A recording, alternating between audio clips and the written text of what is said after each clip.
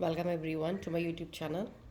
Today we are going to study the last topic of class 9th biology chapter improvement in food resources, that is fishery and beekeeping. Let us begin with fishery. तो fishery देखिए क्या होती है, procurement of fish for consumption. तो procurement मतलब होता है to acquire or to obtain. तो आप लिख सकते हैं to acquire or to obtain fish for consumption. हम किस तरीके से फ़िश को एक्वायर कर रहे हैं, ऑब्टेन कर रहे हैं, किसके लिए, कंजप्शन के लिए, खाने के लिए. फ़िशेस क्या होते हैं, गुड सोर्स ऑफ प्रोटीन होती हैं, ऑब्टेन फ्रॉम सी. तो फिशेस कहाँ से मिलती हैं, सी से भी मिल सकती हैं, फ्रेश वाटर बॉडी से भी मिल सकती हैं. तो फिश दोनों टाइप की वाटर बॉडी से मिल सकती है. Now the thing is what is aquaculture, capturing water animal. जब हम फिश के अलावा या फिश के साथ और भी एनिमल्स को कैप्चर करते हैं वाटर से, तो वो हमारा एक्वाकल्चर में सारे वाटर एनिमल्स की जो भी हम कैप्चरिंग करते हैं वो आती हैं. बट अगर हम स्पेशली सिर्फ फिशेस का कल्चर करते हैं, फिशेस को ऑब्टेन करते हैं, तो दैट इज़ नोन एज पिसी pisciculture is capturing of fishes.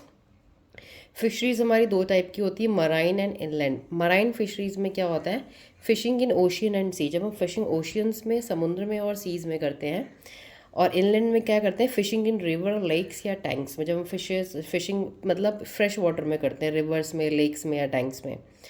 Marine fisheries में अदर सी फूड्स भी आते हैं, जैसे हमारे इसमें अदर सी फूड्स भी लोग लेते हैं, जैसे कि प्रॉन्स हो गए, लॉबस्टर्स हो गए एंड क्रैब्स.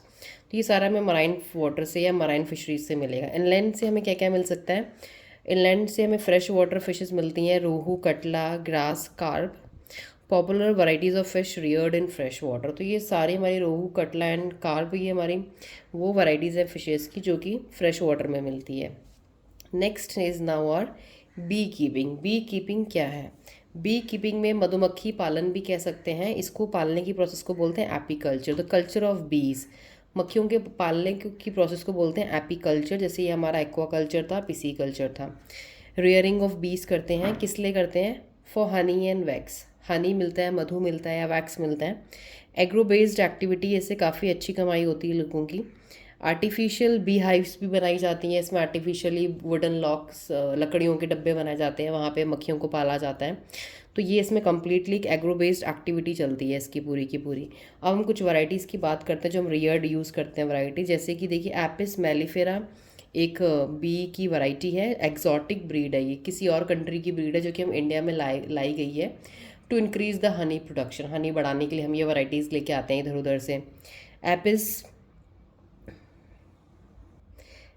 एडेंसोनी, ये भी एक एग्जॉटिक ब्रीड है. एपिस एडेंसोनी ये भी हमारी एग्जॉटिक ब्रीड है जो कि फॉरेन कंट्रीज से लाई गई हैं ताकि हम इंडिया में हनी का प्रोडक्शन बढ़ा सकें.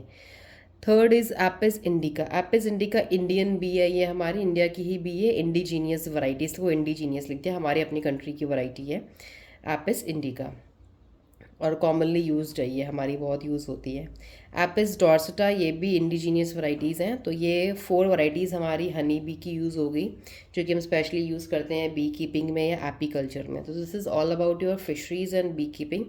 सो ये chapter is today finally completed. तो मैंने ये बहुत सारे स्टूडेंट्स के लिए हर पेजेस के नोट्स रेडी किए हैं. तो you please go through all these pages and I have written at right corner the page number also. For notes I will be uploading the PDF in my YouTube channel also. तो आपको video के नीचे PDF का भी link मिलेगा. You can click over there and you can get its all photo PDFs. आप इनको, आपको इसकी फ़ोटोज़ मिल जाएंगी यहाँ पे PDF की फॉर्म में.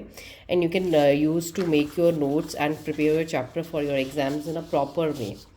So this is all about today lecture. Thank you and stay tuned.